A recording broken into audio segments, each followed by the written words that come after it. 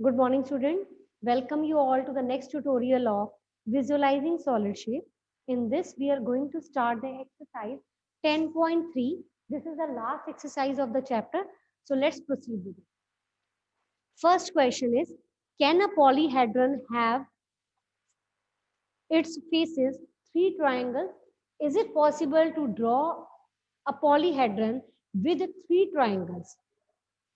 So in the previous tutorial, I have told you that it's compulsory to have a four triangles. Minimum four faces are required to draw any polyhedron. So first part is no, it is not possible. It is not possible to draw a polyhedron with three triangles. Next is it possible to draw a polyhedron with four triangles? You know, yes, it is possible to draw a polyhedron with four triangle and its name is triangular pyramid. And the another name of triangular pyramid is tetrahedron. If all the faces or if all the four triangles are equilateral triangle, that means the given triangular pyramid is a tetrahedron. So yes, it is possible, yes, it is possible to draw a polyhedron with four triangles, that is triangular pyramid. And if all the triangles are equilateral, then the triangular pyramid is also called tetrahedron. Next is third part, and in the third part you have given a square and four triangles. So if you take a square in the base and four triangles are there on the upper faces, and if you will join all these faces, then you will get square polyhedron, means square pyramid. So yes, it will form a square pyramid, because we know that in case of pyramid, the name is kept after the base. Base is square, so its name is square pyramid, because in the upper lateral faces we have four triangles. So when you join all these four triangles, they will meet at, or you can say intersect at, one common vertex, and its name will be square pyramid.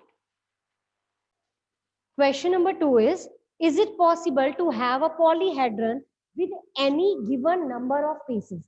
Any given number of faces means with two faces, with three faces, with four faces. Is it possible to draw a polyhedron? No, beta, it's not possible. For drawing a polyhedron, we need at least four faces. So four faces can be triangular, if one of them can be square, one of them can be rectangle. So it's compulsory to have at least four faces. No, it is not possible to draw a polyhedron with any number of faces. Full stop. At least four faces are required. So if the faces are less than four, so it's not possible to draw a polyhedron. So if you talk about the minimum four faces, that means you are forming a triangular pyramid, because in case of triangular pyramid, one base is your triangle and the another three lateral faces are also triangle. So that means the polygon with the minimum number of four faces is a triangular pyramid. Question number 3 is for the recognition that you will do at your own in the book. You have to just recognize that which figure is a prism and which is pyramid. If the lateral faces are triangular, then the figure is a pyramid. And if the lateral faces are parallelograms, then the figure will be a prism. So on the basis of the definition, you can clearly recognize, you can clearly make the difference between the prism and pyramid. Now, the question number 4 is, in the question number 4, you have to tell me the reason that how prism and cylinder are alike. So in case of prism, if you take triangular prism, if you take upper triangle and lower triangle, and if you will join this is your prism. Instead of this, if you take square in the upper and the lower face and you will join the consecutive faces like this, so you will get a square prism. And if you take pentagon in this manner, pentagon if you will take, as you can see that the number of sides are increasing, so the sides will start coming close to each other. So as you will increase the number of sides, if you take hexagon, next is your octagon, heptagon, nonagon, then when the number of sides will increase, the size of the gap between this will start reducing, and instead of the gap, they will come close to each other, and instead of this straight line, it will become curved. So the answer is this: as you will increase the number of sides, the prism will become a cylinder. Got it, beta? So reason you will write that as you will increase the number of sides of the prism, it will become a cylinder. So, and you can write the answer in this manner also. A prism becomes a cylinder as the number of sides of its base become larger and larger. And similar is the second part. How are pyramid and cones alike? So similar is the case. If you will start increasing the number of sides, means n is the number of sides. If you increase the number of sides, as the side become larger and larger, then at some portion of time, this pyramid will become a cone. So this is the reason. Now next question is question number 5. Is square prism same as cube?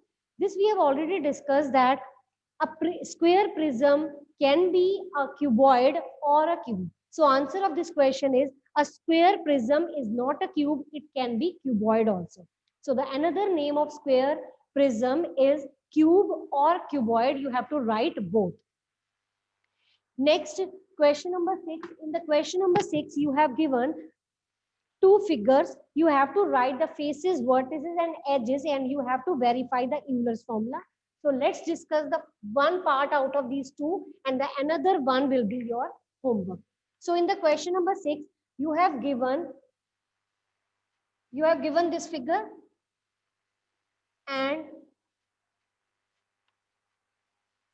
this sort of figure is given to you. As you can see that this upper figure is